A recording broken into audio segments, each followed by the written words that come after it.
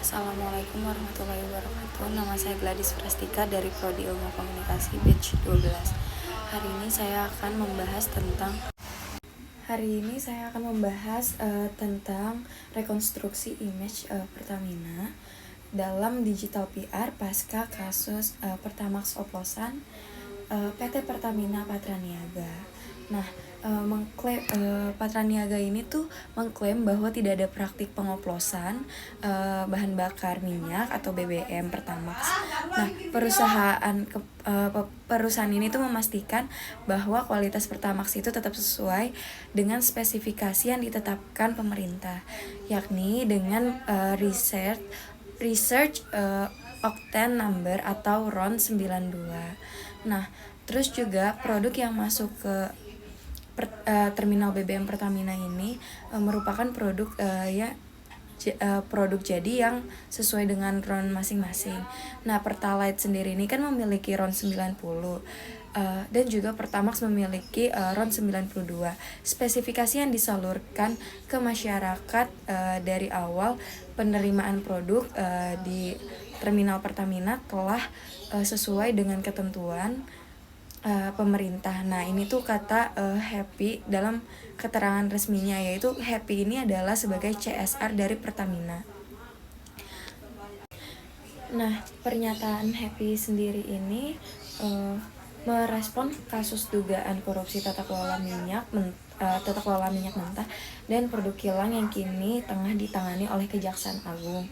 Dalam kasus itu, Kejaksaan Agung ini telah menetapkan 4 petinggi Pertamina sebagai tersangka. Para tersangka ini berasal dari jajaran direksi anak usaha Pertamina,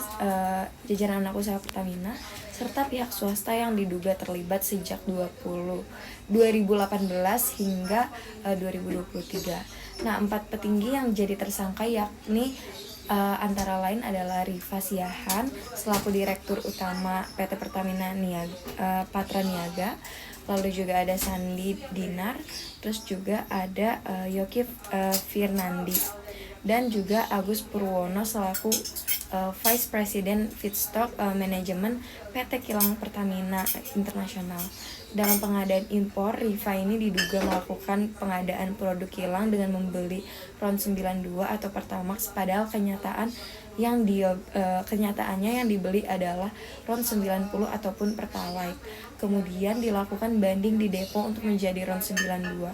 Hal itu jelas tidak diperbolehkan. Sementara tersangka Yoki ini dalam melakukan pengadaan impor minyak mentah dan juga produk kilang PT Pertamina Internasional diduga tuh sengaja ngelakuin markup sebanyak 13% hingga 15%. Nah, ini juga yang diduga menguntungkan pihak dari broker. Nah, terus juga Happy menjelaskan bahwa proses yang dilakukan di terminal utama BBM itu hanya berupa injeksi warna atau dyes sebagai pembeda produk agar mudah dikenali oleh masyarakat, serta injeksi aditif untuk meningkatkan performa Pertamax. Jadi bukan pengoplosan ataupun mengubah RON. Jadi masyarakat tidak perlu khawatir, kata Happy. Lalu juga Pertamina Patraniaga juga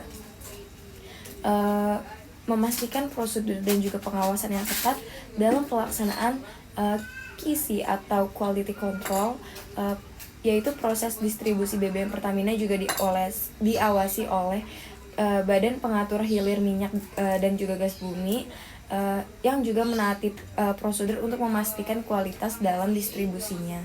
Jadi udah diawasi oleh BPH Migas. Nah, VP Corporate Communication Pertamina Fajar Joko Santoso sebelumnya juga mengklaim perusahaan terus berkomitmen dalam menjaga BBM yang didistribusikan kepada masyarakat.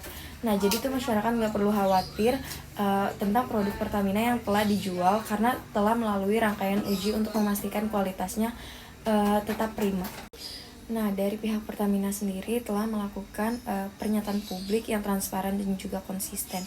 Dia telah klarifikasi isu secara terbuka, lalu juga melakukan pengawasan eksternal dengan bekerja sama dengan Badan Pengulur Hilir Minyak dan juga Gas Bumi atau BPH Migas untuk memastikan bahwa distribusi BBM itu diawasi dengan ketat sebagaimana telah dilakukan sebelumnya.